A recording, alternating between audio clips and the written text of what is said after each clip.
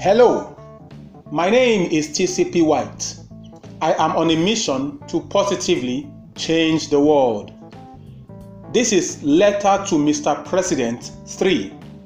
I shall be focusing on the economy. The economy. The economy covers issues as job creation, empowerment, and such likes. This is another campaign promise of Mr. President in both your first and second coming. And the report of the jury is out, and the question on the lips of Nigerians everywhere is, where are the jobs? Whilst you campaigned in 2014-2015, you or your party promised to create several millions of jobs annually for the next 4 years. And this is 4 years down the line. The first administration or the first term is about to expire, and people are asking, where are the jobs? I am also asking, Mr. President, where are the jobs that you promised? It is unfortunate that we live in an era where people make promises that they cannot fulfill. They just get up and promise all sorts with the hope that even if I don't do it, nobody can do anything about it. I will use this to hoodwink them, and when I get into office, we will tell another story. Whether that was the intention or whether some other thing happened, the question remains, where are the jobs? Where are the jobs? So this brings me to another question.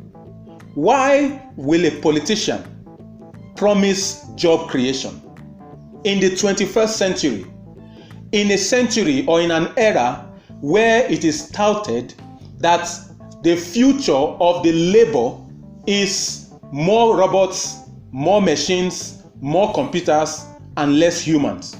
So why will I, as a politician gunning for office, either at the executive or legislative office, promise people job creation, knowing fully well what the future holds in terms of labor or labor provision in any part of the world?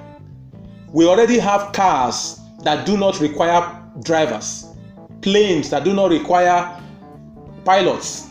We already have computers doing most of the things that humans used to do 10, 20 years ago. So why will anybody promise job creation in the 21st century when more people are expected to lose their jobs than otherwise?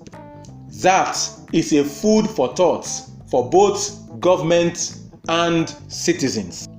Having said that, I understand that we are a developing nation, and as a developing nation, we are still grappling with many things that is obtainable in other parts of the developed world.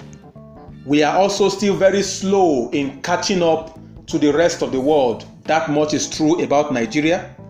So to that extent, we may still be depending on government for job creation. So the question then is, how does government create job in a developing world or in a developing economy? How do the government create job? The first question I want to then ask is, what is our approach to economy? Is Nigeria a capitalist economy, or a welfarist socialist economy, or a communist economy? What is our approach to economy? It is important for government to state clearly what approach it has to the economy, and this will enable investors decide on whether or not they want to come in. I believe that no matter the approach we take, there will be those who will come in and those who will not. But we need to be clear. We cannot in one hand be practicing a capitalist economy and in another hand be practicing a socialist welfarist economy. Take for example, government wants to fix the price of fuel. That does not suggest to me like a capitalist economy. Government wants to determine the peg at which the naira will go to. That does not suggest to me as if we're a capitalist economy. But yet we continue to front as one who is a capitalist economy. We ask investors to come in, and yet these investors are looking and wondering, if I do come into your economy, will I be able to make enough profits? Will government not tell me how much I will sell my goods and service? So these are things that I think the think tanks of government should sit down, the economic managers of government should sit down and plan and decide which way to go, and come out and clearly define where or the lane or the path that Nigeria's economy is following. So if we are a welfare socialist economy where government decides the price of goods and services, come out and tell us so. Whatever debate there is, you must have your own arguments to defend your position. If we are to be a capitalist economy, then it has to be clearly defined. Again, in some countries of the world, we can have a state where they choose to practice welfare, socialists, and some other states choose to go capital. But that will only happen when we have fully and completely allowed states to run on their own. This feeding bottle economy, cap in hand economy that we are practicing will not help us grow. We are talking about job creation, and everybody is focusing on the federal government. This is an aberration. This is not going to encourage growth. And this only happens because the resources of the nation is one, and it comes only from one source. Government revenue comes from one source, whereas the government claims to have diversified the economy. Yes, you may have diversified, but government revenue seems to be from one source, and every other month that is shared amongst and yet the majority of the resources or the revenue reside with the federal government. You find people migrating from one state to Lagos, to Port Harcourt.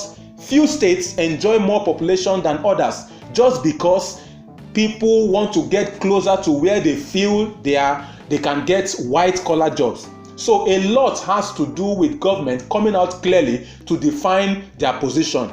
Allow states to run and create jobs. Our governors need to sit up, but we are focusing on the president.